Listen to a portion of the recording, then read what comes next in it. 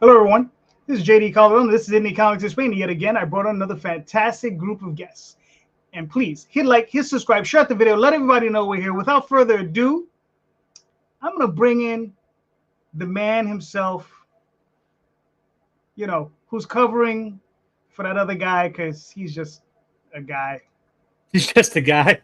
He's just a guy. That's why he's a slacker. That's what he is. He can't be here. He's a slacker. You heard. I said it. Hey, I see Michael Lanning, independent artist, work for doing different things like Magi's Grace, Doghouse, and other various things here and there. Of course, you can find anything that you want to know about me on landingart.com. There you go. And Magi's Grace #2 coming up real soon. Oh, yeah. 3's not far behind it. I'm halfway through penciling that one. Oh, nice. Very nice. How you doing, Bart? Hello. My name is Bart, calling from Northern England. I'm a host of Rising Reaction newsletter, where I give tips for artists about productivity. And I had a premiere of my debut comic story, The Great Art, today, and I'm here to learn from other fantastic creators. All right, cool. What's up, JD? How you doing, Sean? Good. Long time no see. Long time no see. That's right. Please introduce yourself for those who don't know you. Yep. So I am Sean Wood. I am the writer of The Fog Within, issues 1 through 3 so far. All right, very good. Mr. Chris, how are you? Doing great. How are you, JD? I'm well. How are you doing? Please introduce yourself.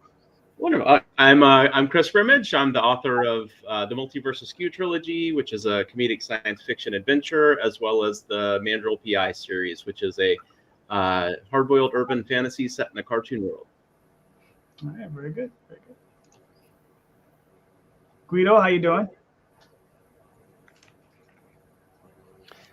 Doing fine, thank you. I guess introductions are in order. I'm Guido Martinez, writer and creator of Night. And, I'm from Buenos Aires, Argentina. So if you notice a weird accent, that's why. That's right. We're all from America. We all have different and weird accents to one another. And forget about it. So, I have New York. Michael, how would you describe yours? Oh, I guess Southern Cajun. It's mutt. That's what you put it. Chris, any thoughts on it? I mean, do you? Yeah. I mean, I grew up in Texas and then have lived various other places in the country, so I think mine's a little bit of a mishmash as well.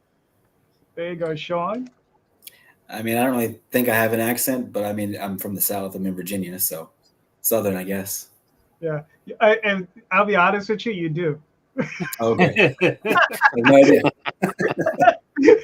That's the funniest thing, is we don't recognize. I know I have one, Yeah. and it's hard. It's like, to my ear, I don't hear it, but it's obvious. I see other people. They're like, "Hey, you have an accent." I'm like, "Oh, really?" Yep. Okay. Bart, The easiest way to know that you do have an accent is to hear other people mimicking and making fun of you. That's how. this is true. That's how you notice that you have an accent. Mm-hmm. I lived 25 years in Poland, so Gotcha. you will see my accent. Gotcha. All right, gentlemen. So it seems we got the accent part of this out of the way. Let's start with the show question. So this one's a layered question. So, however this question strikes your ear, I want you to answer, because it means different things for different people, right? What are your plans to improve your standing in indie comics, right? So, however that strikes you, answer it your way. Like, don't, I mean, you get it? So, so let's start with Sean. All right, that works. I was hoping I could hear somebody else's answer first, but that's fine. So I was thinking about it earlier. I've done it different ways. So standing with other indie creators and being known in general. Like last year when I first started, I went to 5 or so cons. They're like 3 hours away from me or so.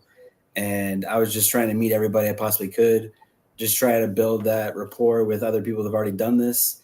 Not knowing anything about Kickstarter last August, I definitely needed that help. And so what I would do is I'd buy their book, ask them how they've done things, show them a couple pages that I had, on my phone, and then try to still hang out or talk on Facebook and things like that. And actually, Jay was the first person to tell me to get on podcasts. That was a big one. So you were one of the first shows that I did because of Jay. I met at AwesomeCon last year at DC. So that would be the first way I've done on that side of things. Then just being shown in general out there in the world.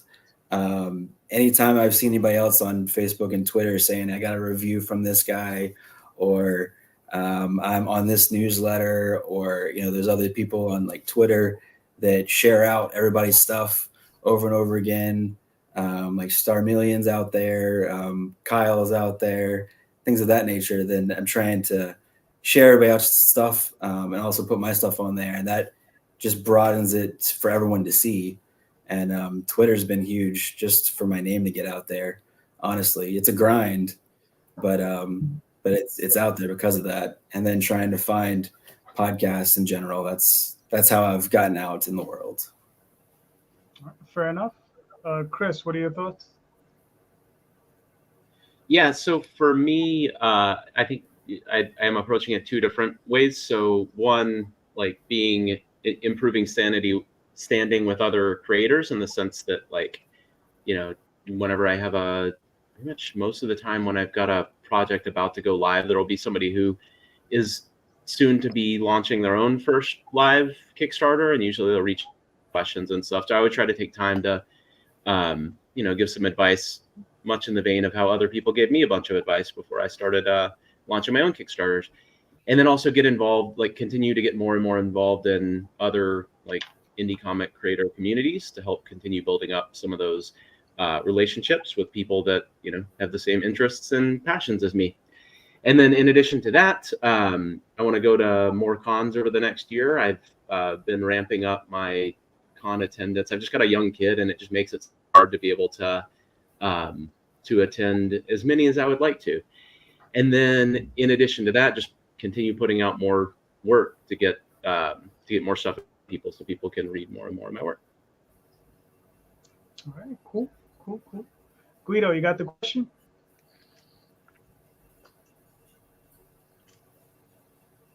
Can you hear me? I think he's lagged. Yeah, I think he has a lag, yeah.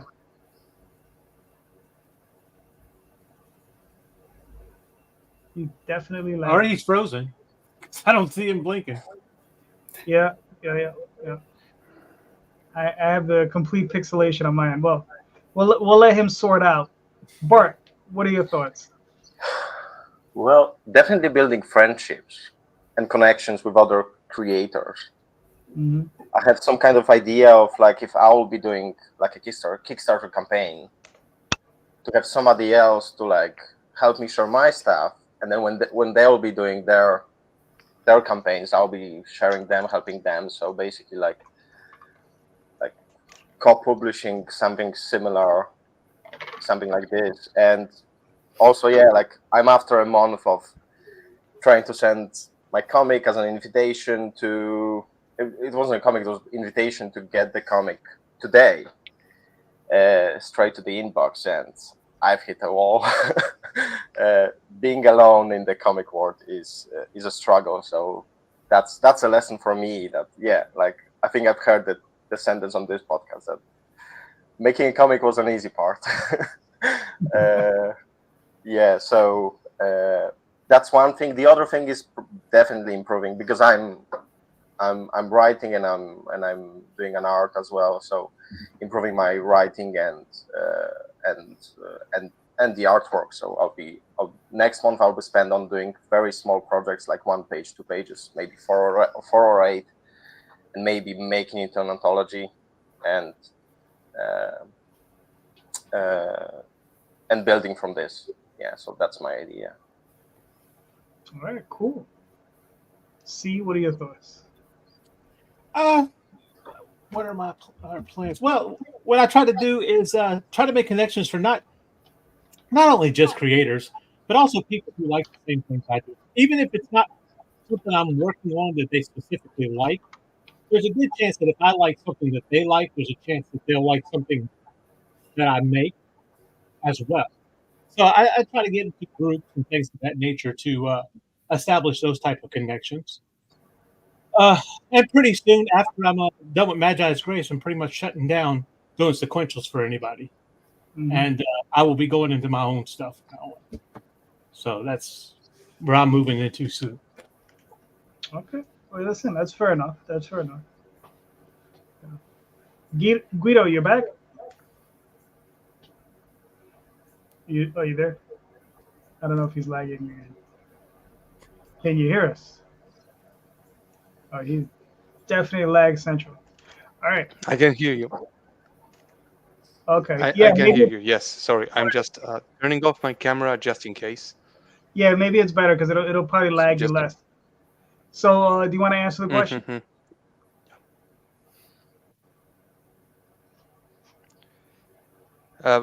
I'm sorry. Can you repeat the question? I Oh, was yeah, yeah. having So, issues from the start. no, that's fine.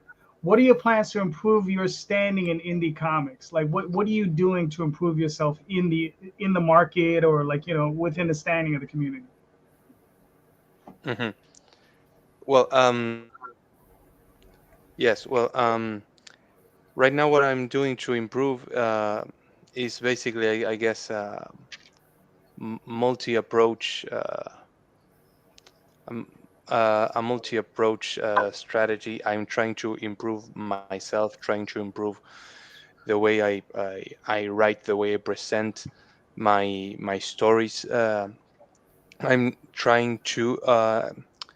We're also. I'm also trying to help out Philly Brassard from Philbo Publishing, my publisher, and he's also helping me branch out. He's helped a lot with the part that's, let's call it, yeah, with the fulfillment. He's really fast at fulfilling. He's also helping me try to target the audience better, trying to interact, trying to get around social media algorithms to reach out to reach a bigger audience. It's all challenging. Uh,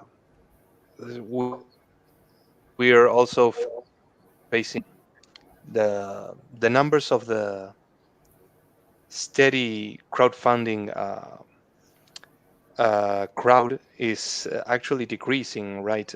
When we run a Kickstarter, we would usually get people, backers from Kickstarter that are there just to help crowdfund comics, or depending on the category, games or whatever. That's a type of crowd that is always looking for new campaigns to help fund, and we notice a big decrease in that number, in that base of random backers that we used to count on. So we're testing the waters to see what else can be done about it. So basically, yes, I'd say I'm trying to improve myself, trying to improve the product that I put out, and we're also trying to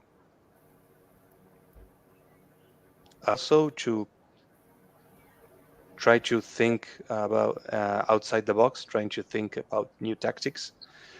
One way that I'm trying to improve my product, it's also basically a whim of mine, but I'm uh, my two biggest loves for uh, arts have always been comics and music. I've always been a fan of heavy metal and many of its subgenres. So for this last campaign, I actually reached out to a small band from here and asked them if they would like to do a theme song for Night for my book, and they actually said this is okay. This is weird. This is the first time we've heard about it. A song for a comic book. We're in. So that is something that it's new for me. I loved the end product. You can see the end product in the trailer if you go to the Kickstarter. Mhm. And well, overall it was a great experience, and even if it doesn't help, I don't care, because it's something that for me it's a huge improvement, and it's something that I've always wanted to do, to Okay. write the lyrics to a song. I'm already writing a comic books, and I've always wanted to write. Sadly, I'm talentless to play any instrument, to sing. So this is as close as I'll get to fulfill this part of or this personal dream of mine. Yeah, you want to Uh, leave that to the so professionals. yeah, that's what I'm trying to do. Yeah. Gotcha. Okay, cool. Sounds good. For my part, I obviously do this show. I do a couple of other shows. Mm. The other thing I'm doing, or I'm trying to do, if I could work out the numbers, is I want to create a paper. So I'm sorry. I'm sorry, Guido, were you finished? I thought you were done. I'm sorry. Sorry. Yeah. I was finished. Yes, I was finished. It's just that you started talking and then I lost you. Oh, okay. That's it. Gotcha. Sorry. I caught up when you were on saying papers. That's it. Yeah. All right, so I'll continue from there. So Sorry, I'm my looking to do a paper that's something that would be distributed directly to uh, to independent friendly comic book retailers. Um, and it's something I'm looking to distribute to them for free. It would be advertised based, paid through advertising. And I'm probably going to start out doing quarterly, but the numbers have to work out first because it's not cheap. So, we'll see how that works out, because I think one of the key things, and I know there's a couple other people working on something similar. I know Randy told me he's working on something similar over on his end with Arrow. I don't know what tactic they're using or what angle they're coming at it from. But I have a very specific way I want to do it. But it's one of these things there that I feel that one of the reasons a lot of independent comic books don't get seen is because we don't have something like Wizard Magazine or Amazing Heroes or anything like that anymore. And we need something like that just to present it to the public, because I look at the previews every month. I don't know how many of you guys walk into comic book shops and grab the previews and look through it or even seen it ever, right? And if you go through it, you see hundreds of books that you've never heard of, and at least through this paper, maybe through interviews and things, just to make the public a little bit more aware, the buying fan more aware of what we're doing, whether it be through crowdfunding or through the direct market, because I'm going to have it open to crowdfunders as well. So we'll see what happens. I mean, that's something a little bit down the road, but hopefully that can doesn't get kicked too far down. So, all right. So that's what I'm trying to do. But Mr. Lanning, you're up. Yeah, let me see. I have somebody asked me a question tonight. Chad Perkins asked me a question tonight I thought would be good to bring up. Cool. Let me see if I can find it again. Chad's Which would be, huh? Chad's a troublemaker. Yeah, well, so this is Indy Comics. There's a whole bunch of those. Yeah. Which would be more important, rebranding or rebuilding relationships in the comics community? That's interesting. All right, Chris, what do you think? Would you rather rebrand or rebuild your? So, like, is the assumption that we've lost our brand or lost the community, and then it's either rebuild the like rebuild the community or rebuild the brand? Just to make sure I'm answering the. Let's say you've done something with that isn't exactly looked upon as being, great. Would it be better to try to repair the relationships that's been damaged, or would it be better to just rebrand yourself and maybe branch out somewhere else? Oh, okay. Yeah, so I think for me, I think it would be more like rebuilding the relationships, because I think so much in this life is dependent on relationships and friendships, and I don't know, just making the world feel welcoming and feel like a better place. So like if I did something to, hurt a bunch of people or harm a bunch of people and it damaged my brand, I would care more about like ensuring that those relationships are fixed first. Yeah, so I don't know if that quite answers the question, but that would at least be my stance. All right, cool. Yeah, no, that yeah. Sounds good to me. Guido, what are your thoughts? Yeah, I gotta agree. I believe rebuilding would be more important than rebranding. At least the way I understood the question. Rebranding would be like, say, let's put it in an example that we all understand, right? Rebooting, like a comics reboot or a continuity reboot, more likely, right? So yeah, I think the characters in this case, ourselves, the creators, the community, the readers, also part of the community, of course. We are the same people.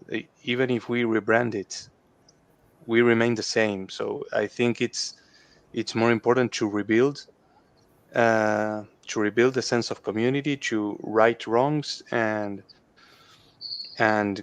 carry on forward, because yeah, it's not something that we can just slap a new numbering and start over, right? We're in communities. I don't see it that way. Maybe I don't know what the rest of the what else is going to be answered. I want to hear other opinions as well. Bart, what are you thinking? I learned a lot from American comedians, Mm-hmm. and most of them say that never apologize unless you really, really did something wrong. And internet is gonna forget next week because something important in the news is gonna happen. And I think that's a relatively straightforward idea. And I mean, I think in the comic area is such a small community that it's hard to rebrand. Like it's still gonna be you, unless you have like, I don't know, like you come from the point of like a publishing company. I mean, like self-owned company or something like this. Then you don't use your name, so you can change it to something else. But most of the times you use your name. So yeah, I think not rebranding, but mostly like continuing what you're doing and trying to change your ways. Yeah. All right, cool. Sean, what are your thoughts? Yeah, I took it the same way as Chris. Rebuilding is harder, I think. For the long term, it's going to be better. If you rebranded, you might be able, like, depending on what you did, of course, you might be able to get away with it for a little while and then just completely new fans, but someone's going to see you on the internet. You're not going to be hidden forever, so they're going to call you out for what you did and just change your name, of your company or what have you. So rebuilding is definitely I think the right way to go for your fans that have helped you get where you are now, and just in general, I couldn't do the other. It seems like the easier way out, but until you get called out for something, I think. Yeah, fair enough. I'll look at it from two different angles. I think because one of the things I see a lot of people doing is they get into this they get into this a little too quickly, right? And sometimes they're not ready for prime time. And then like maybe like 5 or 6 issues in, they're like, oh man, they may have learned those lessons they needed to learn and they've improved in their skills, right? And they're like, but I got 5 issues that aren't that great, right? So maybe at that point you rebrand and you say, okay, that was me learning. Now it's time for me to like start fresh and maybe redo something. So then I could rebuild myself so people can see that I'm maturing and I'm growing as a creator.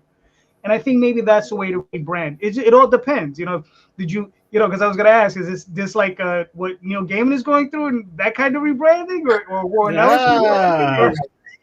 Is it that type of rebranding, or is it just an issue? Maybe severe, but you pretty much let's say give instance you're on a podcast and you've made a complete idiot of yourself, and you have pretty much everybody has pretty much turned against you as far as saying that what you did was wrong, and instead of really saying, oh, I messed up, you decided that I'm just going to go and focus on a different corner. That's, I think, what we're looking at here. Right. I mean, listen, it depends. I mean, I look at it like this. I mean, you can come on any show and make yourself look like an idiot. I would just say, look, apologize. Everybody has an off night. Jay has one just about every weekend. So, I mean, it's just because he's not here. Right? And see, and even when he's not here, I can still break his chops. There you go. He'll never rebrand out of that. It's easier when he's not here. No, but it's more fun when he is, though. Yeah. True. So, Mr. Lanning, answer your own question, sir. I think it really does depend. Believe it or not, the Indie Comics is not as small of a community as you think it is. Yeah, because you see cons and you're seeing this here, but this is only a small circle because believe me, there's 2 or 3 circles I've never been a part of that are still out there, and they've never been a part of my circle or whatever. It's out there. The internet's big, it's wide, it's broad, but it all depends on what you've done. I think it can be both. I think that maybe if you go out and you rebrand, then you can come back and repair relationships if it need be. But then if you don't feel that you're wrong, and rebranding is probably the best for you to go somewhere else and to present yourself and maybe take some caution. But as far as and sometimes some of these communities you can't repair whatever happens. And some people will hunt you down if you try to rebrand, because there's some of those folks out there too that you might try to rebrand, but you've done some really slick, evil stuff to this community. They're not going to let it go by real easily. And I'm sure if you've been in here long enough, some people know what I'm talking about. But rebranding or reconnecting is not going to do you any bit of good. So it's probably best to play it straight right across the board to begin with. Yeah. But if you messed up and then it was an accident and you weren't trying to do anything, the best thing to do is probably repair the relationships that you have within the community. But if you tried something and you learned the lesson from it and it wasn't exactly on the up and up, maybe you should try to rebrand, and then maybe you can repair later on. All right. Fair enough. Before I ask the next question, Bart, I remember you saying you had something you wanted to ask. I don't know if you have a question you wanted to ask.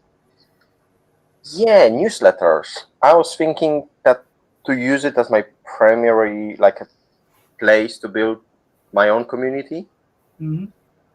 Because I was thinking to make comics as a metaphor of artist problems. Like my comic, The Great Art, is about battling procrastination. It's a short 4-page story that basically speaks a story about a wizard who makes everything but not art, but he wants to make art. And how do you guys treat your newsletters? What do you write about? How do you build them? Because I store my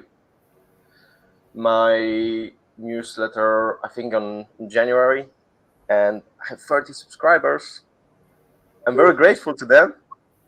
Mm-hmm. Could be more. I was trying to build it for the past month. That didn't work. I have now a month of trying to do it with my free comic story.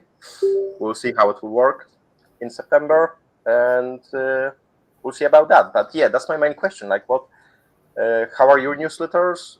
What newsletters do you read about comics? Mm-hmm. That would be good to know as well. And yeah, that's my question. Okay, fair enough. Guido, what are your thoughts? I honestly, I don't have a newsletter, and well, I don't think I read. I don't think I read newsletters either. Whatever news I get them from social media. Perhaps I should find myself some newsletters that are trustworthy. Honestly, if any of you guys have one about the indie comic scene, that would help. Just like you say, JD, if you're trying to put one together, that sounds great. And yeah, I think that would be helpful, because the news I get come from social media, and yes, it all depends on their algorithms and what they want me to see. Right. All right. So you should probably you should probably hear this too. So Sean, what are your thoughts? Yeah, so I haven't started my own newsletter, but I know that Substack is the way to go nowadays, and that is my next step. I'm definitely subscribing to a bunch of different people. JD, you're one of them, of course. And just seeing how everyone else is doing it is going to help me start my own thing. Even with after the campaigns are done with Kickstarter, of course, with the survey, that's the easiest way to start your newsletter, is say, hey, do you want to put your email on our newsletter and get from us from now on? That's the best way to start it. But I haven't done it yet. It's just that next step, that and a website. I haven't done either one of those yet. I know that's coming. But yeah, Substack, I definitely subscribe to plenty of different people, whether they're Marvel or DC guys or the indie guys. Pretty much everybody has some kind of Substack, and it seems like there's a lot of responses too, that you'll see people actually they're actually looking at it. It's not just a newsletter and then people pass it by their email or whatever. So yeah. All right, cool. Chris, what are you thinking? Yeah, so for me, the newsletter for me is like highly important in communicating to community, and then also building a community. So for the first couple years of having one, was doing like exclusively MailChimp, and then at the beginning of this year I switched over to Substack. I still use MailChimp because MailChimp will let you do like an automated series of emails. Substacks, you can just do like one automated one when somebody joins. So I'll still run people through that initial automation on MailChimp and then move them over to my Substack afterward.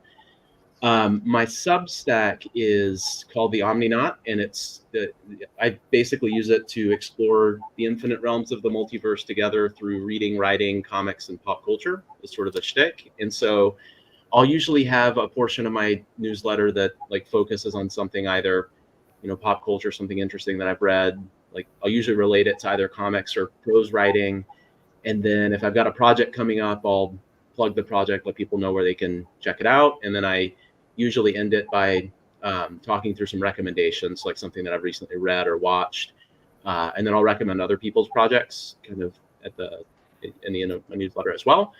How I built it was I started out, I think, as most people do, friends and family. And then from there, there's a company called Story Origin, which is something that helps writers connect with other people who are doing newsletters promos, and other people and other groups that do like group promos. So if you have a reader funnel that you can give away for free, I found it to be a really useful tool. It's a paid service, but I found it to be super worth it.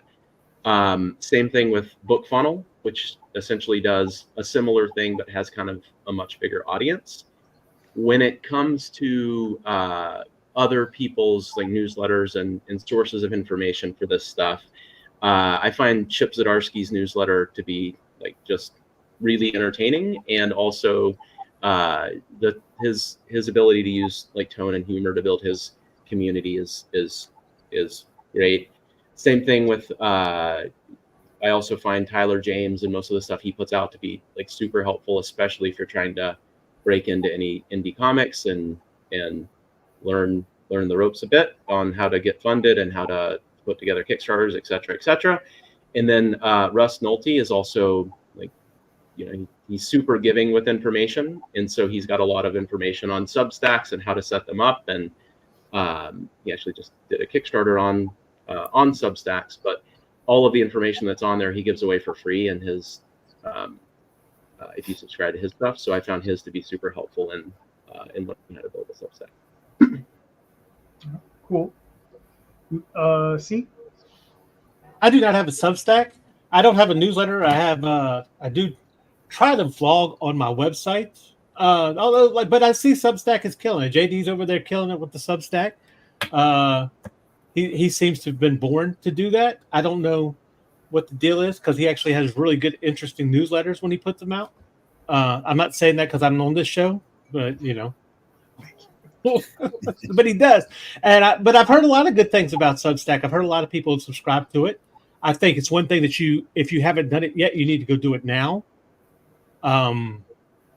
So I'm probably going to fail at that, but do as I say, not as I do, because what's going to happen is it's going to get overcrowded, and people are going to be interested in people that have already invested time into it, as opposed to people just running over there and do it. And what's going to happen is a lot of people are going to hear, oh, Substack, that's the place to go. That's where you need to go make your newsletter, do this and do that. And there's going to be a lot of people go over there and start it up, get it going, put a couple of them out there, and just fall away. So what you want to do is you want to get over there, establish yourself, and make sure that you're putting something out pretty regularly. I wouldn't do it every day, otherwise you're going in the spam folder. That's just how it is.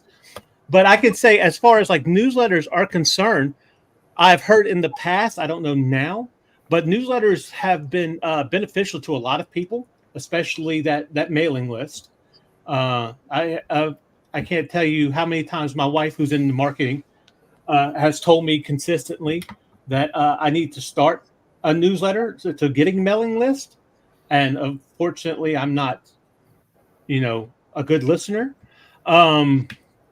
But that it seemed to improve a lot of people's campaigns, improved a lot of people's outreach. I think people that I've actually learned about from newsletters was Kat Calamari and Phil Falco, who are out there. If you haven't seen them, they're pretty prevalent in the indie comics community, and I still get that newsletter. So yeah, newsletters are beneficial. They're definitely a mailing list. Keep up, as long as you're not, don't underuse it and don't overuse it, is my suggestion as somebody who would receive your email, and whether or not it goes into my spam folder or not. That's all I gotta say.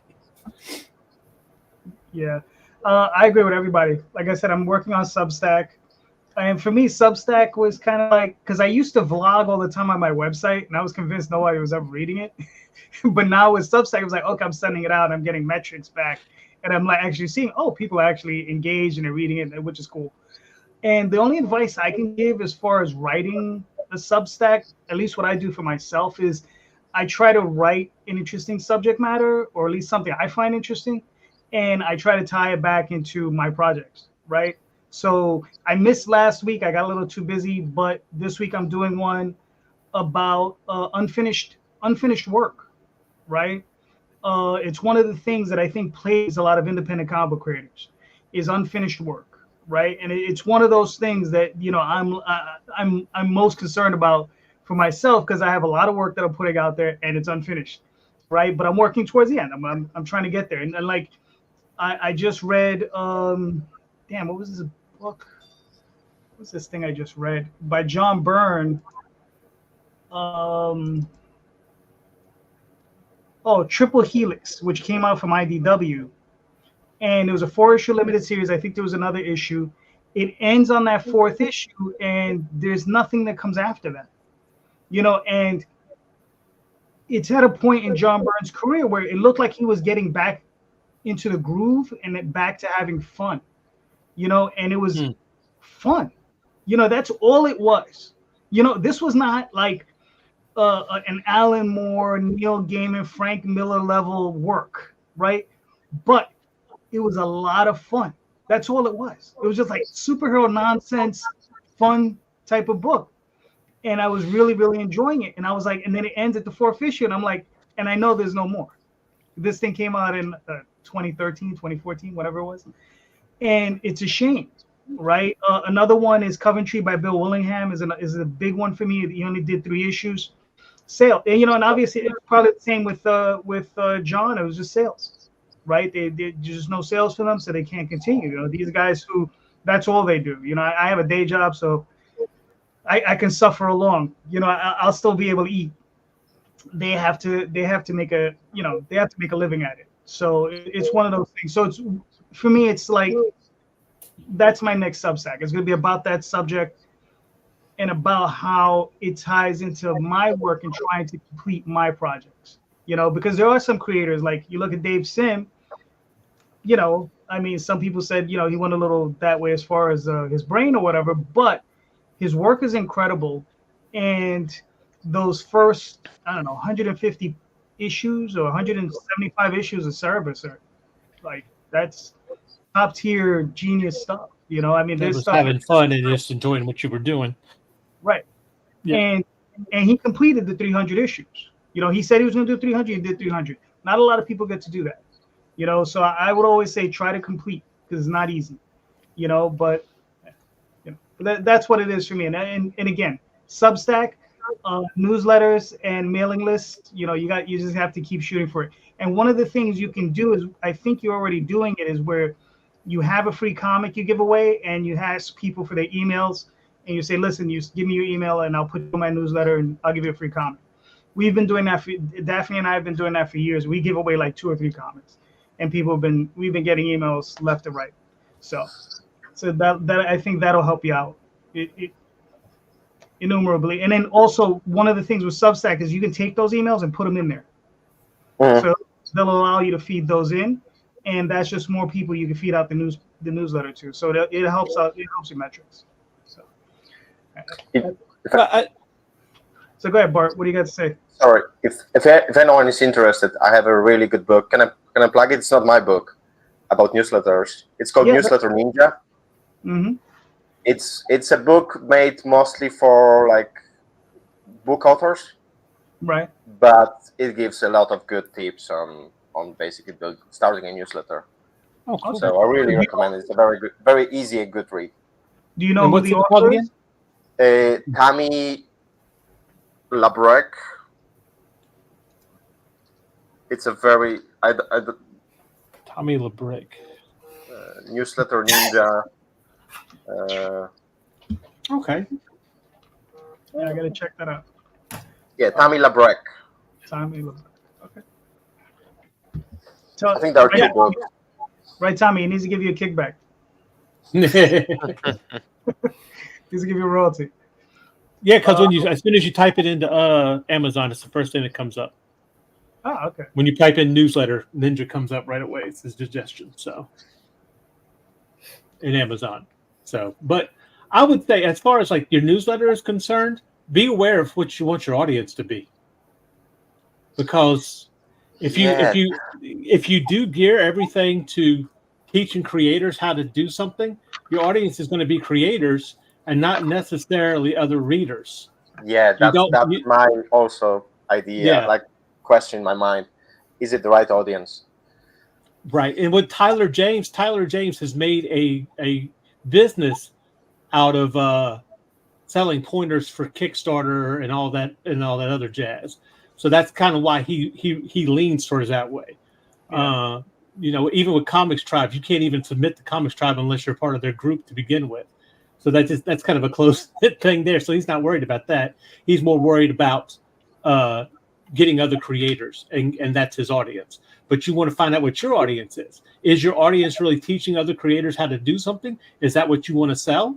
Or is it like, for instance, Madrigal PI, different animals solving crimes or whatever? You know, you could write a newsletter about rescue rangers and you could find an audience there. And I know it's not rescue rangers. I'm just that's the first thing that came to mind. But, you know, that kind of thing. That's what I'm saying. So you want to make sure that you were thinking about your audience, not just, oh, well, this works for this creator because he's teaching other creators how to do this and that. Like, it's kind of like looking for art tutorials on YouTube. You can look for art tutorials on YouTube, and you could start an art tutorial on YouTube, but you're fighting against the current of a whole bunch of them out there. And some of them, and chances are, they've been doing it for a long time, and they're probably better than you are. That's a fact that I myself have come to grips with, being an artist. So you can't, I can go teach people how to do this, but it's not even nearly as good as the 5,000 other people who are teaching the same thing and do it better. So you have to find your audience in that respect. My main problem with learning about newsletters on YouTube is basically who teaches newsletters is people who teach you how to build a newsletter on how to build a newsletter. Right. Yeah, I know exactly what you mean. It's kind of like a pyramid scheme or something. Like I can't like. It's just chasing its own tail. Yeah, exactly, I get what you're saying. I know exactly what you mean. And there is no like, oh, this is what authors can do.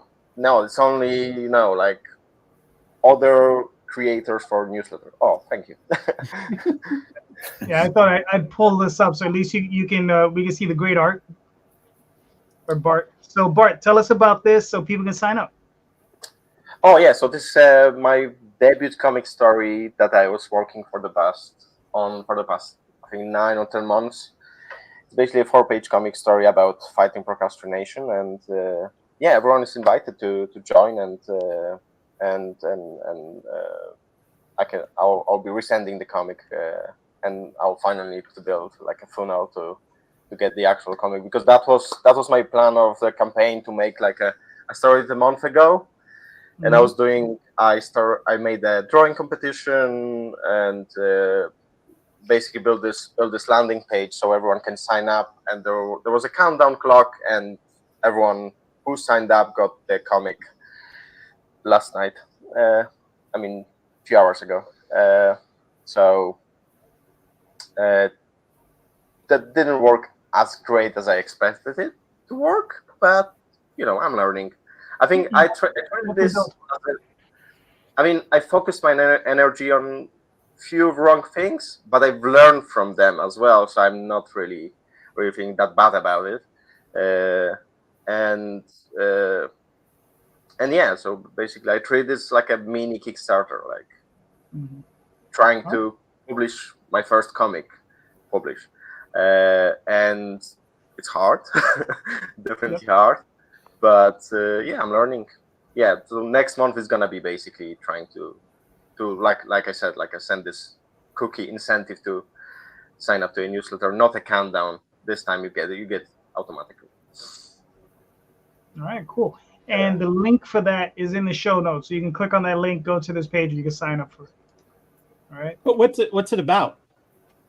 It's about a wizard who, it's kind of about me. Like my friend really summed up when he saw the script. Basically, a guy who tries to make a vase, but using magic instead of making the actual one. And that's basically like fighting procrastination. And also, in the meantime, AI rose up. And it's also like a small commentary about AI, because what he makes initially is an illusion. So, interesting. It was completely unintentional. All right, that's cool. So that's the premise for my short story. I want to make myths, like comic myths, and I'll be writing from this. All right, cool. Well, let's bring up somebody else who's doing their own thing. Sean. Yep. Do you want me to play this video? You can. It's kind of loud on the music side, so I apologize.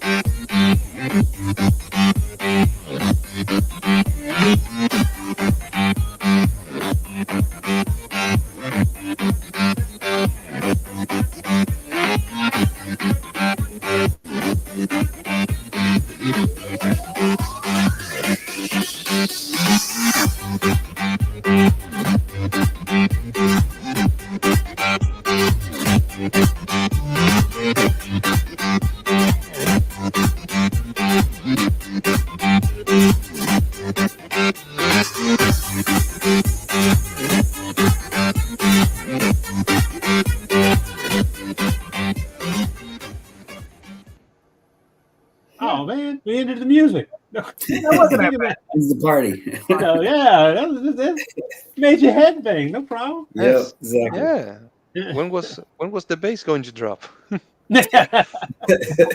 Right after. Right when it's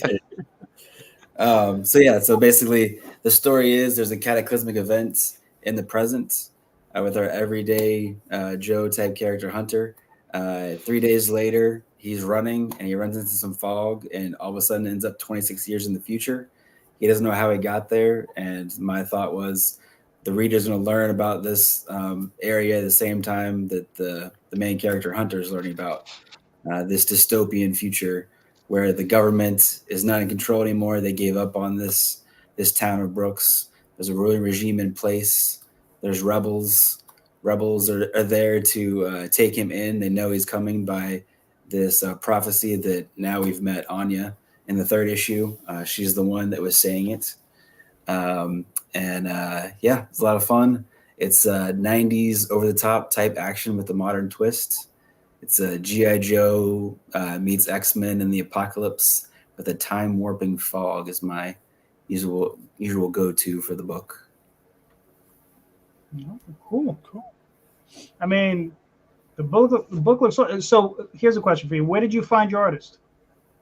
So I found him on Facebook. This is my first book. I've only been doing it for a year, pretty much exactly now. The first Kickstarter was last August, and I was learning everything on the fly for sure. Every day I was learning something new.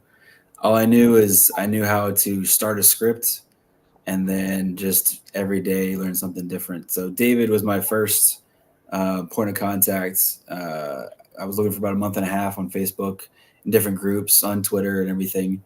And I just loved his style. I knew I wanted a penciler, a traditional penciler, and go from there, build a team after that. And he's been huge. This is his day job, so he definitely helps elevate me and what I need to know and how to help him help me. And my colorist is Josh Rodriguez. And actually, David now, the first issue, he didn't do the inking, but he decided to take on traditional inking as well for issue 2 and 3 and on, which has been awesome. I've had the same team since the beginning. And issue 4 will be hopefully next February or March. And that'll be the first arc finale for the first story that I have. And then we'll go to a trade. That's the plan. We're having a lot of fun. All right, cool. Now, how many arcs are you looking to, how many arcs do you already have envisioned? Yeah, so I've outlined every page for 12 issues. So I've written up to through fully for issue 5, which would be the first issue for the second arc. So it'd be 3 arcs of 4 books a piece. All right, cool. All right, well, you funded. Yep. 64. You still got 19 days. You got plenty of time. So it's like, Yeah. Now it's just gravy money. Yeah. It's been insane. I was talking to you earlier saying hopefully we fund around, tonight, and we funded about, I think, 2 hours before. And last time it took 2 days before the end of the campaign to fund. The first one was 5 minutes before it ended is when I funded. So hopefully it just gets easier and easier, quote unquote. Well, yeah. I mean, listen, man, you're definitely on your way. Right? It's looking good. Yeah. Appreciate it. Congratulations. Thank you. All right, cool.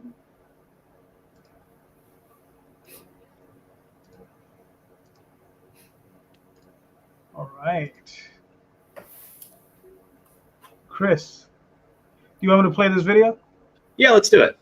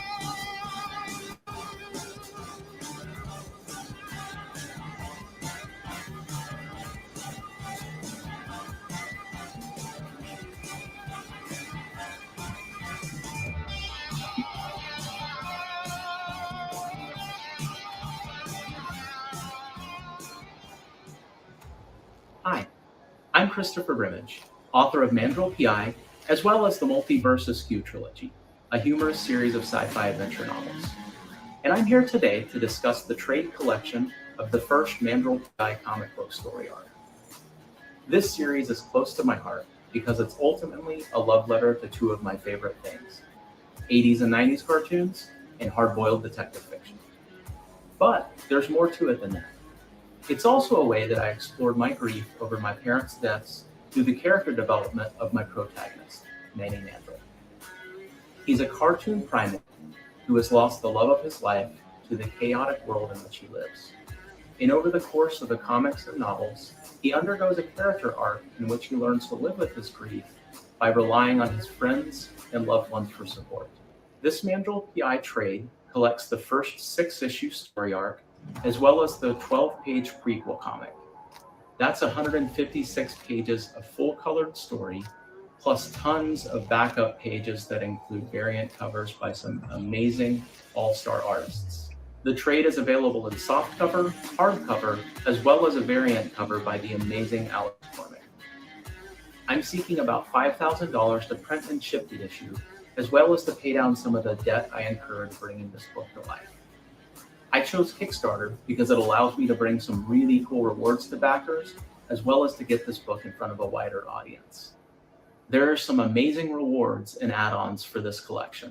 There are 3 incredibly rare Mandrill PI minifigs featuring characters from this story arc, plus a highly limited numbered metal bookmark, as well as a t-shirt featuring the Alex Cormick cover design, which you can see I'm wearing right now. There's also the chance to get yourself drawn into issue 7 as a pirate when the next story arc kicks off, as well as the chance for a custom canon Mandrill PI short story. It would be about 10,000 words. I would get it professionally edited, have a professional cover made for it, and then it would be delivered right to your inbox. Want a crossover where Mandrill PI stops a Cthulhu-worshipping Winnie the Pooh cult? Let's do it. Want to see Manny team up with this universe's equivalent of Bandit from Bluey to take down this world's version of the Paw Patrol? Let's make it happen. I would love to send you this comic. Thank you in advance for the opportunity. My ask at this time is that you back the project and spread the word about it so we can get it in front of as many people as possible. Thank you again. Yeah, so Mandrill PI, it's like I said, a love letter to two of my favorite things, 80s and 90s cartoons and hard-boiled detective fiction. And this collects the first 6 issues of the ongoing comic, as well as the 12-page prequel comic. And this story arc is about the biggest celebrity in the entire world in this universe is murdered, and Mandrill PI goes to solve the mystery, and he uncovers a conspiracy filled with mad science and other craziness. And so what you're flipping through there is I do 3-page previews of each of the issues in the story, so you can just scroll through the art, and then after that, it goes on for a little while because there's 6 issues. And then after that, we get to some of the rewards, which we can take a look at in just a second, because there's some images of like the Lego minifigs that I worked with Saber Scorpion to create to offer to backers, which I think are pretty cool. My artist's name is Carlos Trigo, and I met him through the Comic Book Collabs subreddit, and he's just been awesome. He's out of Spain, and he and I have been working on this now for years. So yeah, this stuff's really, really nice. I mean, how many years have you guys been working together? Let's see, end of 2020 was when we first started talking on Reddit. And so then we started out with I had him do some test character sketches, and then had him do the 12-page prequel comic so we could get to know how we work together. And then after that, we decided to keep working on the continuing issues. And then now we finished all 6, and right now he's working on issue 7. So in the next story arc, man, he's going to go on a cruise, and he's going to solve a mystery there. Then we get down into the rewards. We got the digital edition, and then the digital edition of those 6 issues plus the prose novels. So I also write prose novels in the series, and the prose story arc is completely done. There's 3 full-length novels, and then the novella as well. And this first 6-issue comic story arc is actually an adaptation of that first novella. And there's the cover with Alex Cormack art. And I just think that he did an awesome job on that cover. And then as we keep scrolling down, we'll get to the add-ons where there's some extra cool stuff. But you can also get all of the variant covers for every issue that we've released so far. So that's 16 variant covers plus all of the covers for this trade collection. Very nice. Get yourself drawn into issue 7 as a zombified pirate, and then you can get a custom Mandrill PI short story, about 10,000 words. I'll get it professionally edited and get a professional cover made for it. And then there are the Mandrill PI minifigs, which I've got a 6-year-old kid who loves Legos, and it's just been a delight bringing some of these to life in Lego form. And then there's the exclusive metal bookmark after that, which features the Alex Cormack art and comes numbered out of 20. And then the shirt. And then Ryan Dunleavy did one of the covers for me for one of the variants for issue 2. And so I had each issue I usually do metal covers. And I ran into him at C2E2 and had him sign one of the metal covers. So that's what that is. That's one of his issues signed. Cool.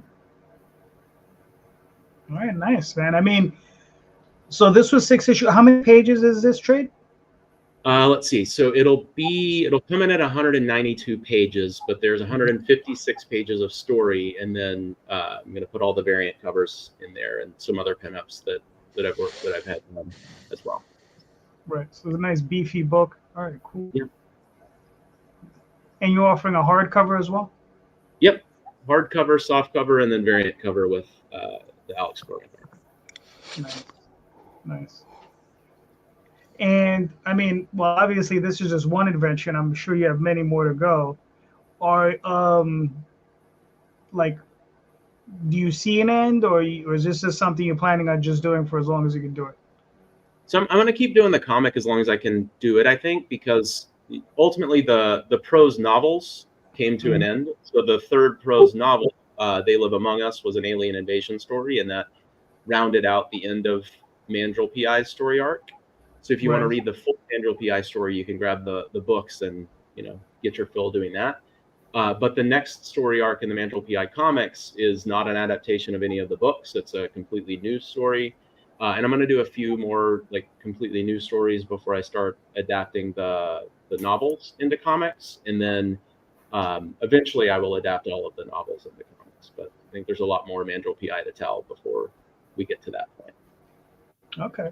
Now, because I do something very similar to what you do with my stuff. I write it in prose and then I'll adapt it out into comics. Now, how much editing do you find yourself, like how much do you find yourself cutting out from the prose to the comic? Yeah. Those comic things are costly. It's a ton. It's like, because as you know, with prose, you can be as verbose as you want. And then you don't, I mean, you want to edit stuff down, but you don't have to edit it down like you do with a comic where, 35 words a panel, about 200 a page. And so there were a lot of, there's a decent bit that ended up on the on the cutting room floor when it came to adapting it to a comic. Like when it comes to like more detail on background characters, more world building without using imagery, obviously in the prose, was able to happen in the comics. But I think over the course of the 6 issues, I think what you'll see is me getting more familiar with the comic format, because I think the first issue, I would say, has a lot more copy on it than I would like. If I were to do it all over again, I'd chop down the words by half in that first comic at least. But as I get further and further along, you see fewer words on the page. And luckily, like working with somebody as awesome as Carlos and knowing how we've gotten to work together, like what'll generally happen is I'll have a script, he'll draw it out. Like there will be places where he'll be like, you might want to cut some words on here because I don't think it'll fit. At least that was the way our relationship worked in the beginning, because now I've gotten a lot better at cutting them. But then I'll get in the script, he'll draw it, and then it'll come back, and then I'll do another revision of the script where I'll cut even more. At least when it comes to the adaptation here from the prose. But I found this new story arc actually much more freeing when it's not adapting a prose story, because then like it's not worrying as much about what to cut, but then it's actually forming something new. So it's kind of fun. No, I got you. I've been there plenty of times. Yeah, very nice. Look, so I'm looking forward to it. I backed, this campaign. I'm looking forward to this. I've told you for a while now. I'm looking forward to the trade. So. Yeah. That's the other lesson is. Oh, sorry to interrupt you. Like, I did 6 issues for this one. All of my future ones are going to be 4-issue arcs, because just to get to trades faster, just as advice for other people that are doing ongoing series. Like, it's nice to get to a trade finally. It took forever to get here. 6 issues. Yes, I agree. All right, cool. Well, you got another 13 days, another $600-700 you're there. I don't think you're gonna have a problem with that. So, very nice. So you're well on your way. I mean, it's a great book. I would tell anyone order it. I mean, this book looks fantastic. What is it? Again, the link is in the show notes. Just click on that link and order this book, because it is damn great. Nice. Right, cool.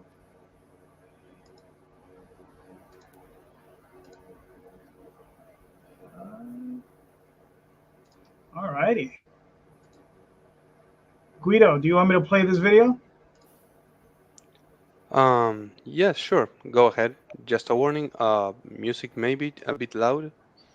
Okay. But you get used to it.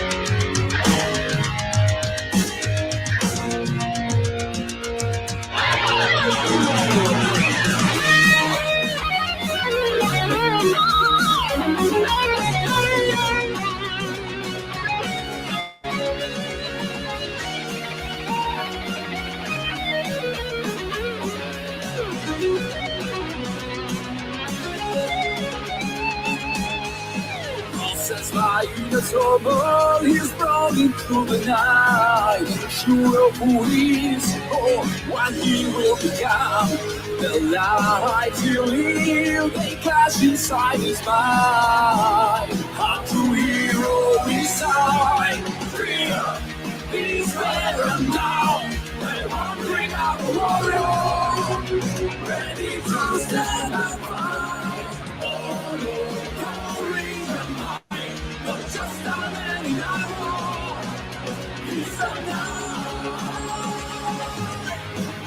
He's a pieces of his soul, an empty shape of man. Can you find a purpose, a place under the sun? The names you carry step toward the sky. Are you hero inside? The mask you work, the life you save.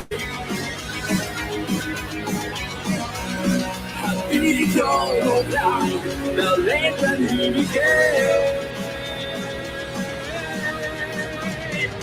Freedom, peace, and now, and wandering on the world, ready to stand and fight. Oh, Lord, glory and might, not just a man in armor. He's alive.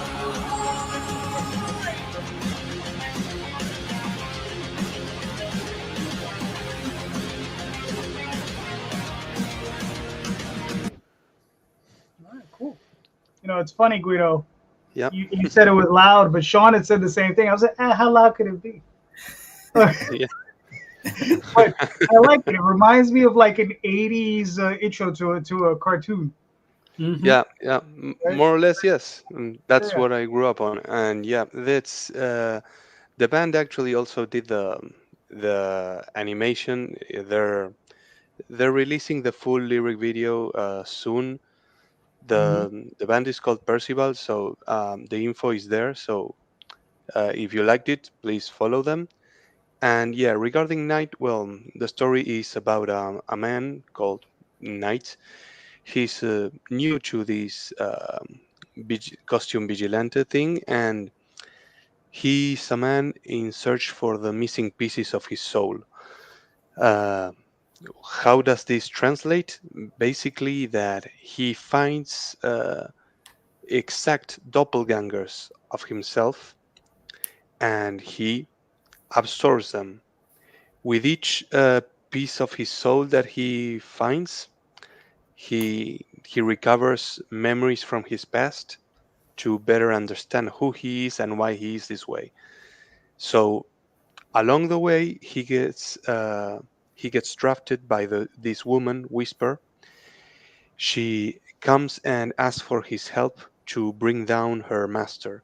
Her master is a reincarnated sorcerer from medieval times, and he's looking to spread chaos and death to perform a mass ritual that will make him almighty.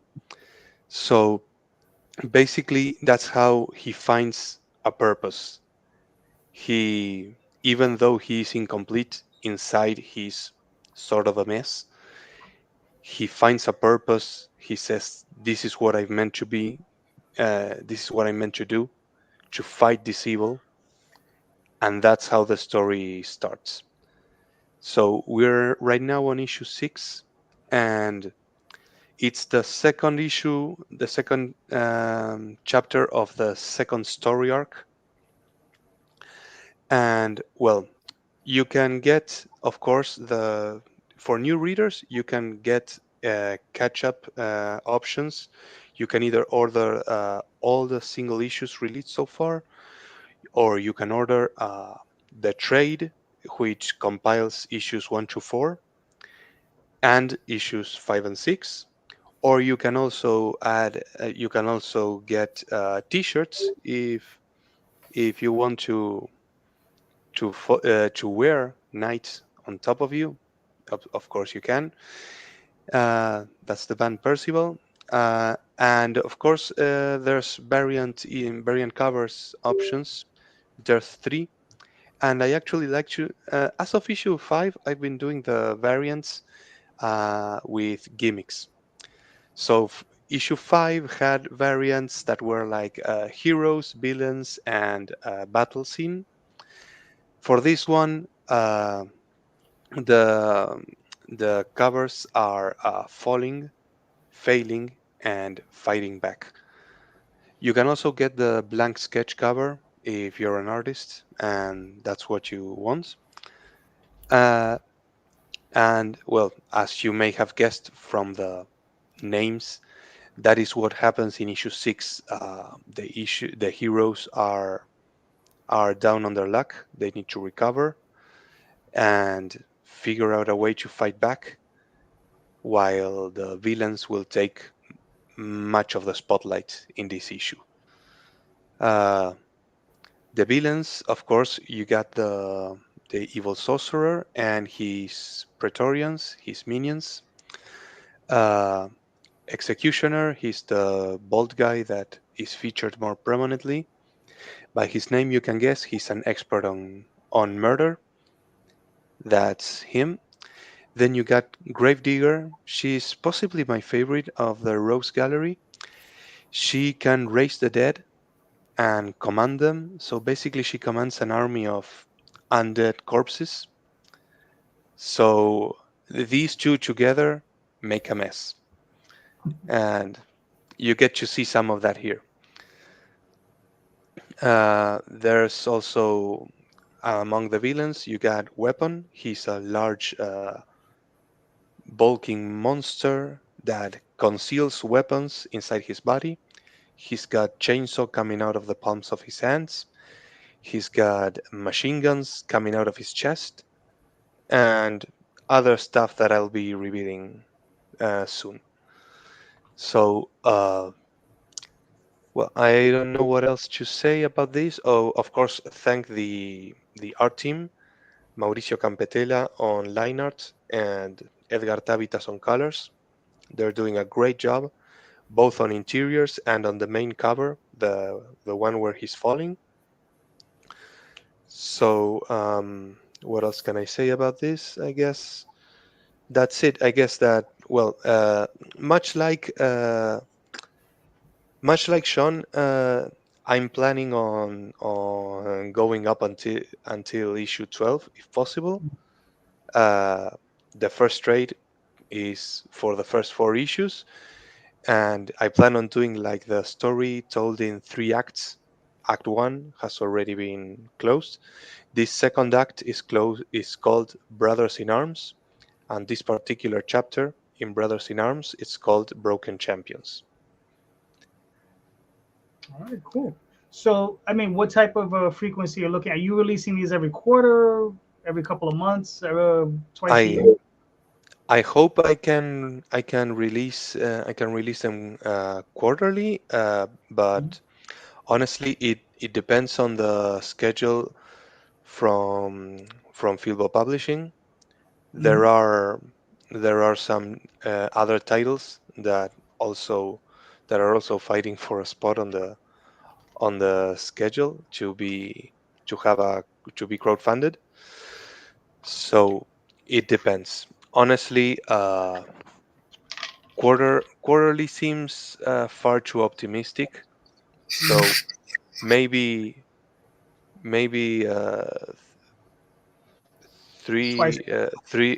twice a year or 3 a year, because even if I could put out another issue, as soon as, even if I could put out 4 issues per year, truth is that there are months where it's not a good call to start a crowdfunding campaign. Sure. Depending on the time of the year, right? For example, I don't know, the holidays, they're December. not a good, they're not a good time to start a crowdfunding campaign. At least not for me. Of course, if I was, I don't know, Neil Gaiman, I could start a campaign in December and make I don't know, 2 million. I don't think you can. Sadly, I'm not. He can launch Christmas Day and he'll do fine. Yeah. Of course, he'll fund on day one. Sorry, Guido, is that a Polish folk metal band, Percival? No, they're from Argentina. I didn't know there was a Polish. There is one in Poland. They're also called Percival, and they have very similar vibe. Oh, I hope this doesn't bring an issue to them. No, I don't think so. No, But really good these are music. I really enjoyed that. yeah. They're fairly new. They have 2 albums under their belt, and this song is getting released as a single. So feel free to follow them. All of the info is there. You can or just Google Percival Epic Metal. That's how they're branded, and you'll find them. Uh, Thanks, Anibal. I'm glad you like the concept. Yes, actually, the for the concept and design, yeah, what I wanted a concept that was that didn't look like the typical superhero origin, like not a not a lab accident, and not someone that just woke up one day and discovered he had powers, right? Because that's we've seen a lot. Also, not an alien that comes to visit and whoops, I have powers here. Um, yeah, I'm having the Highlander 2 flashback. God, I hated that movie. Um, so, Yeah, I think That's everybody a feels that classic. way. I'm telling you. Oh, hey, it's Diesel Punk. You got to give it that. So. yeah, yeah, I swear, my father warned me that movie, you're gonna hate it. I said, no, I still got it from Blockbuster. Went in to watch the movie. I After that scene, like, hey, you know what? Our planet's fucked. Sorry for the F bomb. Our planet's done. Let's go to Earth. We'll be immortal. I was like, okay, eject, put it in the box, returned it without even rewinding it. God, I hate it so much. Nice. But yeah, so that's I completely lost track of what I was saying. Yes, the concept and design. Yeah, so I wanted I came up the origin isn't even told completely, so there's still some extra stuff to say about him, and I will leave breadcrumbs every 2 or 3 issues. I will give new hints, but by the time we get to issue 12, all questions about his origin will be fully answered. And regarding the design, yes, that was by Mauricio.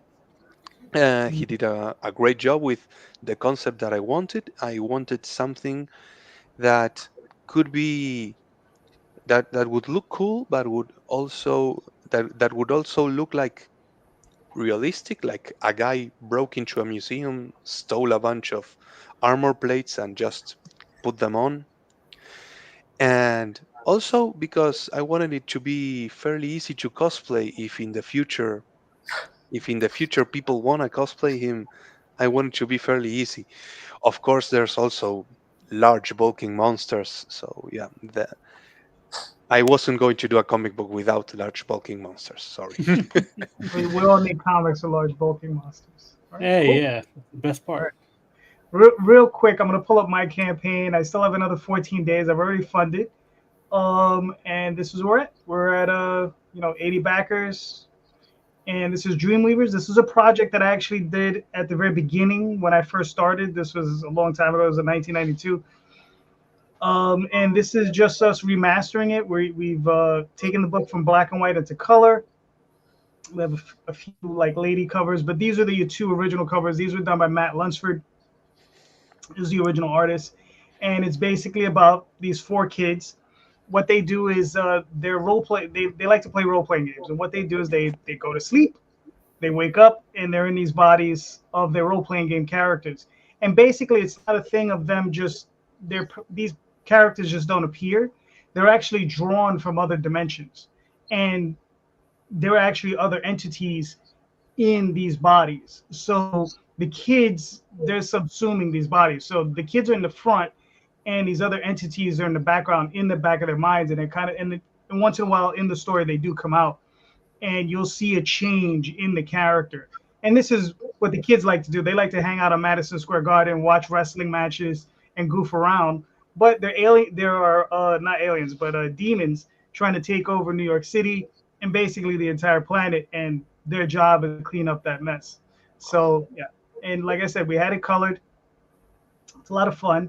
So this is 48 pages from cover to cover, all the way through, full story, and yeah, it's just for me, it's another passion project along with the Oswald Chronicles. So we're just having a lot of fun with it. So there you go. So that's upcoming. All right, back to our regular scheduled program. So, Steve, before I ask a question, do you have one, or you want me to go? Go ahead. Go ahead. All right. Oh,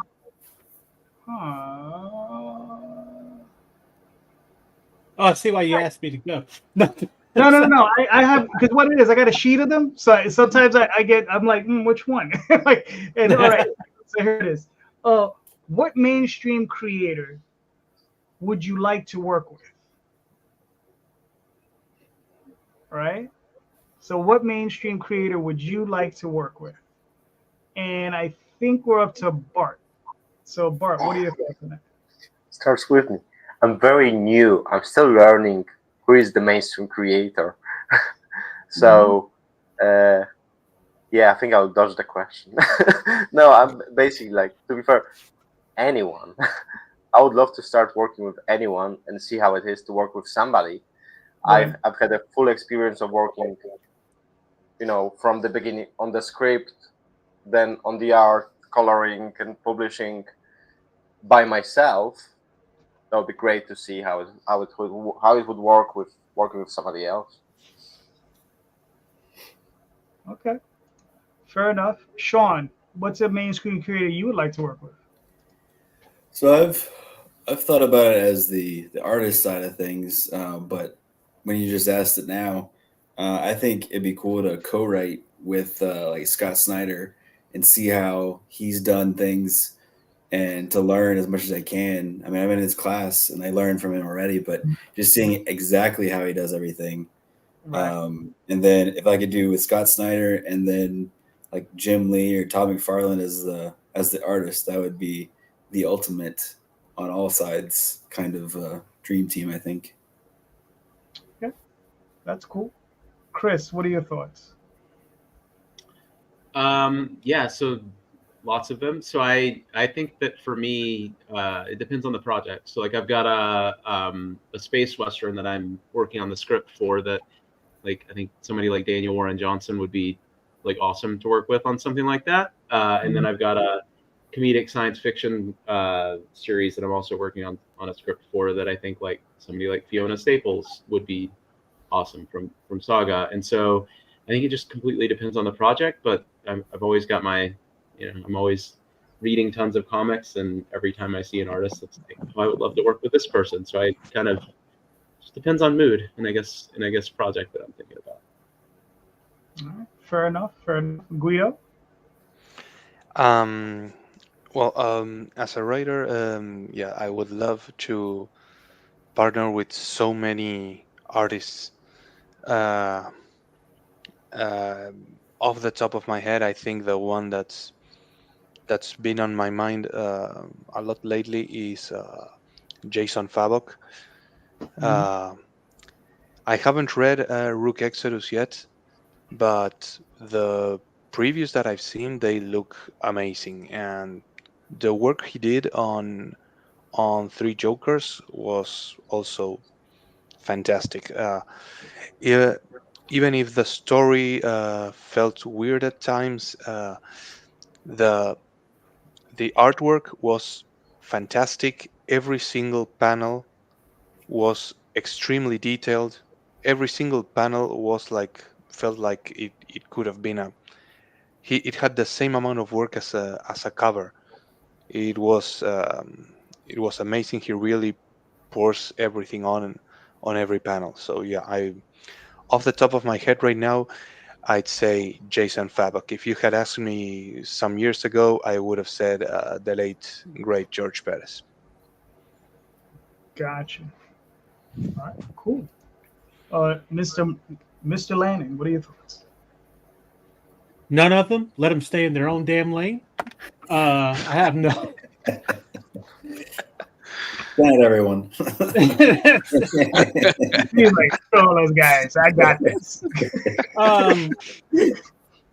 if I was going to pick somebody, I guess you would consider. I guess they're considered mainstream. Maybe I would write, and as far as an artist is concerned, would be Alessandro Barbucci of Echo and Sky Doll, and maybe Rob Duenas, Sketchcraft. He's got I guess he's mainstream now because he's got something upcoming, Spawn something coming up. So I guess that qualifies. I don't know. So, all right, cool. It's funny. Like, I wrote the question. I didn't really think about it, right? And it's funny because I think the person I would want to work with, unfortunately, is no longer with us, would be Archie Goodwin, and as an editor, right? I would like him to work with him as an editor, because I met him when I was young. I was like 12. I met him at a couple of shows. Had him sign some books. He let me stand next to him as he reviewed portfolios, which was really cool. I learned a lot just doing that. I think the other person might be somebody like Jim Shooter, also as an editor. Just because I think sometimes you just need that grilling. You just need, and you're gonna get it from Jim Shooter, from what I hear. Right. He might not even deserve it, and Jim's gonna give it to you from what I hear. Right. And the thing is, though, but if you could get past Jim, right, you've done something. It's just like with Neil Adams, God rest his soul. If you could get past Neil, you did something. If you because that guy will hire you on the spot, or he'll get you a job. He did it for Fred Hill. He's done it for a number of people. Right. Artistically, if I work with an artist, if I want to, there's a bunch of them, but I think the one guy who did a book recently that I really enjoyed is this guy Jerome Opina.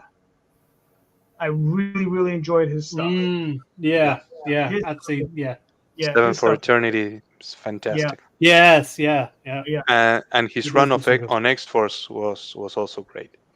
Yeah, I think it was also with Remender. Yeah, that's definitely somebody I would want to work with. Bart, Mr. Lanning, you're up. Okay, so now let's take the question and let's flip it. Is there somebody that you see around in the indie circles that you would want to work with? And don't worry, it doesn't have. They don't necessarily have to be a comic person. They could be artists, and you could just introduce them to comics. It's like, come over to our side. Is there anybody out there in the indie circles that you would want to work with on that type of level? That you see, like, I haven't gotten to work with that artist, or I haven't gotten to work with that writer. All right, cool. Sean. Oh man. I mean, there's plenty of crazy talented artists that I've seen out there, on the socials and everything. There's a couple that are coming to mind real quick. I'm just thinking like Chris Mad. What's his name? It's his last name's Osley. Walter Osley? Yeah. I've seen his stuff. I've seen his YouTube and everything. I love his style. There's not really one style that I like. I just know when I see it, of course, it works for the story that he's doing. There's what's his last name? It's Kanan something. I can't remember his last name though. Yeah. I've seen him a lot lately. His stuff looks pretty awesome. So guys like those, and there's plenty more out there, but that's just the first ones that come to mind. All right, cool. Nice. Chris, what are you thinking? Yeah, there's tons that, like, as I'm scrolling through feeds and stuff, every time I see an artist that I'm like, oh, that's somebody that would be awesome to like get to do a cover or work on a project with, I just screenshot it and save it. And so now that I'm on the spot to name people, I'm blanking. So I just opened up my Instagram in the background. First one that popped up is somebody that I've been trying to get to do a cover for me for forever, but our schedules have just never aligned. Scott, I'm going to butcher his last name, but Juan Cristiano. He did the dark room for Image, and he does these like most of his posts are these different skulls that he does, and I just think it would be awesome to get him to do a Mandrill one for a book for one of my covers. And then there's just tons that I'm gonna blank on names of. There are a bunch of writers. I know the feeling. That I want to do, and obviously everybody on the call here. So. Cool. Guido, what do you think? Yes, there are a couple that I wish I could work, either because I can't afford them right now, or because I can only pay through PayPal and they're not accepting that payment method. One of them is Andre Lunatic. He's an artist that has a sort of a David Finch feel. I can see that. If you've seen Night, he'd be perfect for it, at least for a cover. But yeah, unfortunately, we can't work together, at least for now. Another one would be Vincenzo Riccardi. He has sort of a painted style. He's amazing. You can look him up, Vincenzo Riccardi. I wouldn't want to spell it, but it should come up. And his style is really unique, at least. And yeah, I would have loved to be able to afford him. I guess other cases similar would be Kevin West, also. And I'm sure there's more. Stan Yak. Those are some that come to mind. All right, cool. Bart, what are your thoughts? I'm not really sure if he's mainstream or indie, but Shane, I think his name is Shane Connery Volk, has very interesting style. He made two series. One is Nottingham, the other is Prairie Gods. I really love his style, and I would love to work with him, learn from him, work maybe under his supervision. But yeah, I just love the art he makes and the books. In terms of writing, he's mainstream in Poland, but in comics, yeah, I would invite him to comics. I think he made the comic. It's Michał Cholewa. He made a wonderful series, and he's a good friend of mine. He taught me a lot about writing. His word, Algorithms of War, about like AI taking over space and Earth and kicking humans out of Earth. And it's a military science fiction. Sadly, it's only in Polish for now. But yeah, I would love to work with him on comics as well. All right, cool.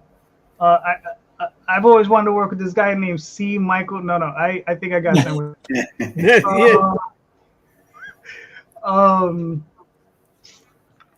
I don't know. Like, there's a bunch of people. I don't want to mention any of their names just in case they see me coming. They're like, you want some? No, double the price, some bitch.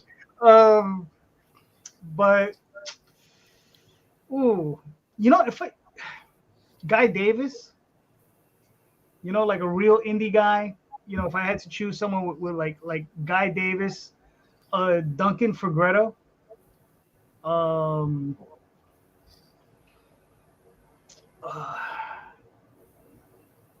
Dennis Fujitaki. I don't know if you know what that is. That's the guy who did Dalgota way back in the day. So yeah, that would probably be some, some dudes I definitely want to. Oh, and look, I know he's mainstream, but he's doing indie comics now. Gary Frank. No. Yeah. I think perhaps the best illustrator in comics today. I don't know. I mean, I could be wrong, but I think he's definitely up there. Gary Frank, I think the stuff he's doing over at Image is crazy. So cool. Yeah, that Guy Davis guy's got some great art style. Oh yeah. Yeah. All right. So here, I got a question for you guys. Well, I haven't answered my question. That's true. I'm sorry, Mike. Yeah. For what I have, for what I have planned, there's a guy who did I think the name of the comic used to be, it was a few years back, called Hoodie. It was Carl David Hewitt, who has a really cool cartoony style. Mhm. He kind of given up on comics. He's doing murals right now, but he and I have actually gone up against each other for a job before. So I would definitely work with him.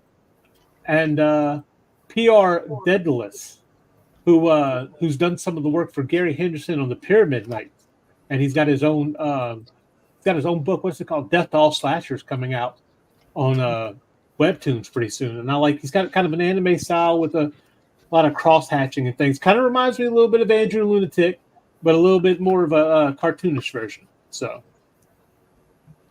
all right, cool. Yeah, I kind of know the name.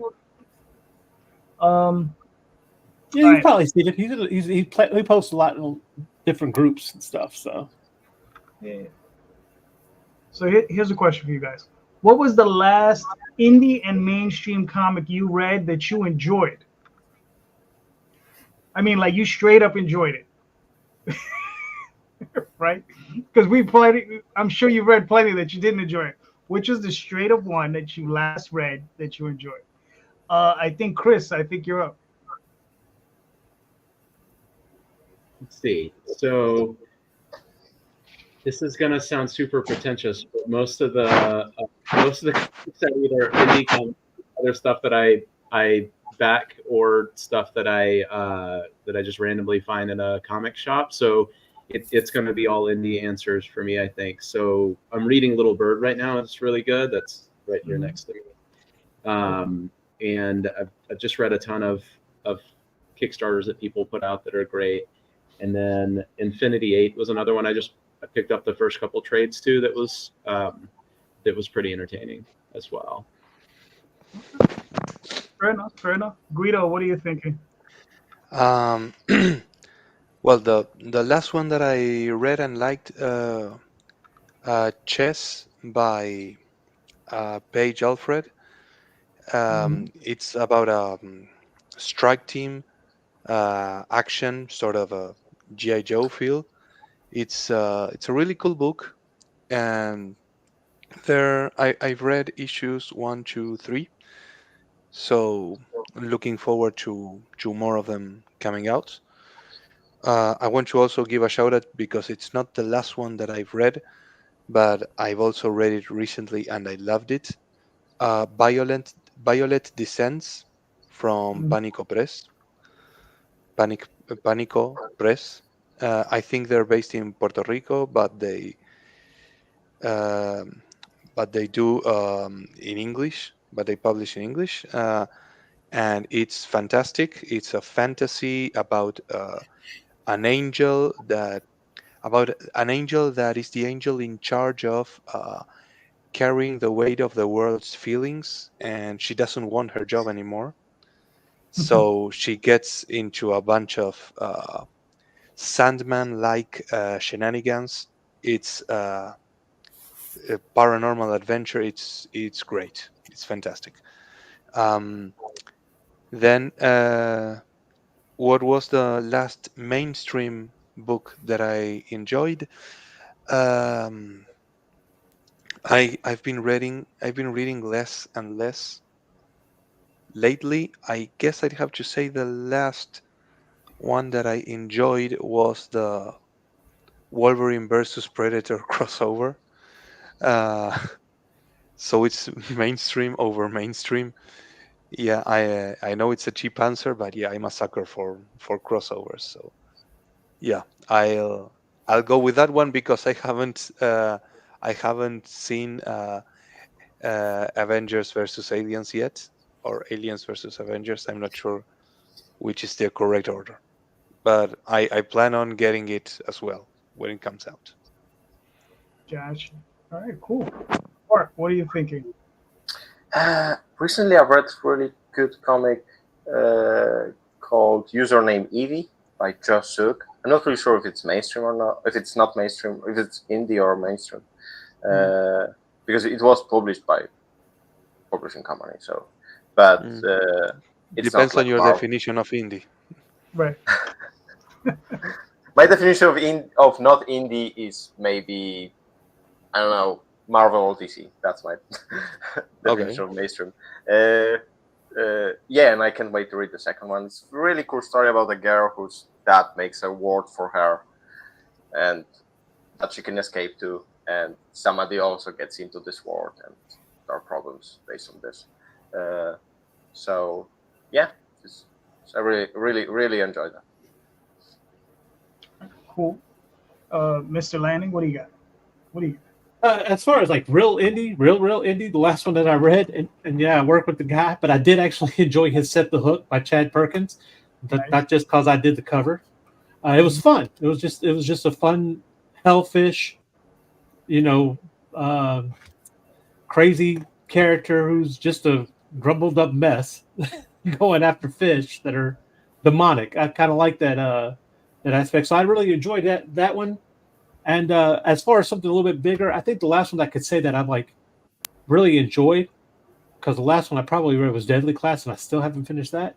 But was the comic from Aftershock, Kaiju Score, where basically they decide to rob a bank while there's an evacuation for a kaiju invasion.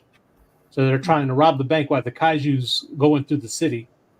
And it's really kind of got a couple of twists and turns in there. I really like the artwork in it. So, and I think there's another one since, but I'm not sure. But yeah, that was the one I could say that I really enjoyed last. All right, cool. Currently, I'm reading Jeff Johns' Green Lantern. I've never read any of them. I'm not really a big DC fan. I know he's written The Flash. I don't like that character. I've never liked him. I think he's a stupid character. Anyone who can crisscross the planet in like 2 seconds, there should be no crime on the planet. Nothing. That's why I don't like Superman either much. So, but Green Lantern, I like the idea of the Green Lantern Corps, and I like the whole space opera adventure thing. So, and I've never read it. I never read any of it. They're releasing like these thick volumes of them. I said, all right, let me try them out. And I've been enjoying that. And what's funny is I probably only started reading Jeff Johns' work maybe a year ago. So it's kind of like new to me. So, and I know he's actually a very good writer, and he's a very good writer. So the other thing as far as indie would be Exo Manowar. But it's like from the second Valiant run. This is by Fred Van Lente. And that was actually, I read like the first one. I was like the first 14 or 17 issues or something. That was actually really good. And as far as real indie, I would say Octopus Cowboy. Yeah. Good one. That is a good one. Yeah, sorry. Yeah, Octopus Cowboy. I enjoy the hell out of that book. And I'll throw in my extra, just 6 Gun Gorilla. It's a lot of fun as well. Yeah, it is. Yeah, so that's a fun book. Yeah. So but the one thing I always tell everybody, there's a lot of good material out there. You do sometimes have to seek it out, but it's worth finding when you find it. So I need to read this Alien Detective finally. Yeah, looks interesting. Mm-hmm. All right, now look. C, do you have a question, or do you want me to open it up? Go ahead and open up. All right. Does anybody have a question before I ask one final one? Actually, real quick, I just wanted to say mine. I had a couple of good ones for Indy. Oh, go ahead. So indie wise, that I've seen in the past summer, American Yakuza by Zion Studios. It was really good. Just did the second Kickstarter, just finished, I think a week or two ago, something like that. And then also Sync by John Lees. Oh yeah, John Lees. Really Yeah, good. Yeah. Someone told me I had to get the Kickstarter back in February, and I finally did. And it was like 16, or I think that was up to issue 14 or something. But that story is insane. Made me go pick up all his other books actually recently too. And then Marvel wise, I'd say The Incredible Hulk right now. It's more of a horror type story than your typical just big brute running around and he has issues. It makes it really interesting. A lot of monsters. The writing is killer, and the art is very horror-esque, and it's really good. All right, cool. Here we go. Here's one. Let's go for a real fantasy one. What convention would you like to table at? Guido. Honestly, I've never tabled at any convention, so Right. So which one would anyone, you want? Pick one. whichever Pick pays, whichever pays for my ticket over there. So, That's all I ask. so let's say you got the fantasy ticket. Which one would you want to go to? I hear that San Diego and New York are now less and less focused on comics every day. So I don't know, honestly, which one would be a good place for an indie writer. I don't know, some medium-sized con in a not so crowded city, perhaps. I'm not sure. So honestly, go ahead. You suggest. I'll be there Gotcha. with my fantasy Bart? ticket. Bart, you have any thoughts as to a show you'd like to attend? Yeah, if there's a dream ticket, I think San Diego Comic Con would be great. Especially because I have a friend there, so she might give me a sleepover. And also my local Huddersfield Comic Con. I was there this year just to speak with other artists and learn from others. But yeah, maybe next year with my own table, that would be fantastic. What is it? Which show was that? Huddersfield Comic Con. Where was that? It's a small town between Manchester and Leeds on the north of England. Gotcha. Nice. I know I've heard there's a couple of really good conventions. Well, obviously there's Angoulême in France, but there's in Spain there's a couple of good ones too. Okay. Yeah. It's not far. Sean, what are your thoughts? So realistically, my goals maybe next year, maybe the year after is like Heroes Con in Baltimore. I would love to table those. I know those are more comic based, but just unrealistically, definitely San Diego. It's always been a dream to just go in general. I started a journey of doing like smaller cons before my son was born, and then we did New York Comic Con, me and my buddy. And then we found out we were pregnant, so we put San Diego on hold since that's going to cost a lot of money. And eventually I'll get there one way or another. I don't know if I'll ever table there, but definitely go in general. All right. Chris, what are you thinking? Yeah, I'd say that like overall, I'd love to, just do San Diego, see what it's like to table there. That'd be a really cool experience, I think. For me, I'm West Coast, and a lot of the like friends and connections I made in the indie comics community are more East Coast. So I think I'd like to head out there and do like Baltimore or New York Comic Con, something out there that has a bunch of fans show up, but then I can also like meet in person some of the people that I've exchanged a bunch of messages and stuff like that with. All right, cool. See, what would you like to go to? None. I don't have any desire to go to a con. A table at a con. Come on. There got to be at least. No, because you're stuck behind the table. If I want to see a con, I want to walk around the con. I don't be stuck behind the table. Look, you bring Nita, you stick her behind the table, you go walk around the show. That's what I do. Yeah, okay. No, Nita's got her own things that she's got to do. She's got her own business to handle, not mine. If you can cover my ticket, I'll watch the table for you. There you go. You bring your daughter. No. She can watch. I hear that cons are making a comeback, whatever the case is. I just, I don't find where I want to go that they're lucrative in that sense. I feel like a lot of that is a superhero crowd that I'm not really leaning towards. So I don't see any reasons for it right now. And there's not one I have any interest to go to. The last time I went to a con was last time was MegaCon, but before that, I remember the one that sticks out in my mind is Comicapalooza in Houston. And when I walked in there, and what you have in your face is Geico and people giving away chances to travel and all this other stuff. Oh, but they needed to sponsor and everything else like that. Well, you could just drop down the venue from a big freaking place to a hotel room or whatever the case is, because that's the first place I ever went to as far as a con was in a hotel room. Mm-hmm. So no, there's not really anything that interests me. And then I've seen pictures of San Diego Comic-Con, and hell no, I don't need that hassle. I just don't. So no, and I can't think of any. Fair enough. I would like to go back to San Diego because I did it Daphne and I did it for about 8 years running, from 2004 to whatever. And I mean, there is an indie crowd out there. They have a specific section that's just for small press publishers, but it's not even like small press. It's like really indie press, right? And that section, which is probably about 80 or 90 tables, is like its own convention within the convention, and people go there knowing what's there, and it's actually pretty cool.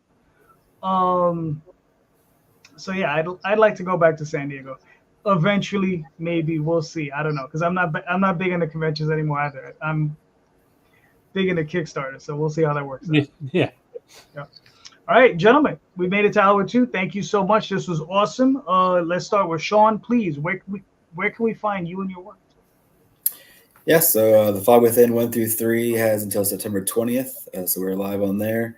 Anywhere else, Twitter, Facebook, Instagram, TikTok, Sean Wood _writer on all those platforms.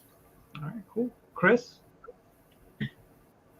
Yeah, so Mandrill PI, the trade collection's live until September 14th on Kickstarter. You can also find me at cbrimmage.com and on Instagram, Facebook, and TikTok as Chris Brimmage, author _ between each one, but then TikTok's just the opposite. It's author Chris Brimmage. Gotcha. Guido? Sure. Night 6 is on Kickstarter. There's still, I think, 2 more weeks left, a bit less than 2 weeks.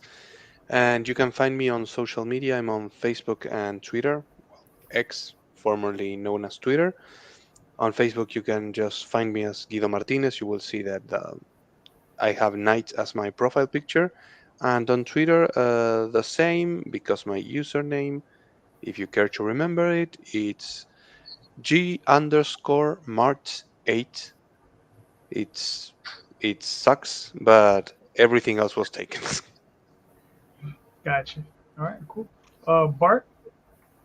Bart Brasse on both Instagram, Facebook, and X/Twitter, and soon on Substack.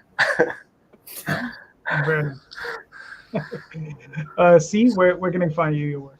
As always, you can check me out at landingart.com, which has all the information that you need about me, blogs, or anything else. On Thursday nights on the Indy Comics Network.com, we have RSVP, where me and Chad Perkins, we just shoot the shit, honestly, about anything. And of course, Arsaw Kamikaze, which I hope to have coming back in October. I know I've been promising it comes back. It's a lot to put that show together, but we were planning on trying to be a little bit more consistent come October. So, all right, cool. So I'm JD Calderon. You can find me on Instagram, Twitter, Facebook, all those different places under JD Calderon, but mostly the OswaldChronicles.com, TallTalesOnline.com, and Kickstarter. Currently with Dreamweavers. And just remember, everybody, all these creators are awesome. All these creators are doing great books. Check out those show notes. Click on those links. Pick up some of those books, if not all of those books, because they're all great. So please, just remember, buy those books. All these creators deserve your support. And just remember, buy more indie comics, especially ours. Have a good night, everyone. Thank you.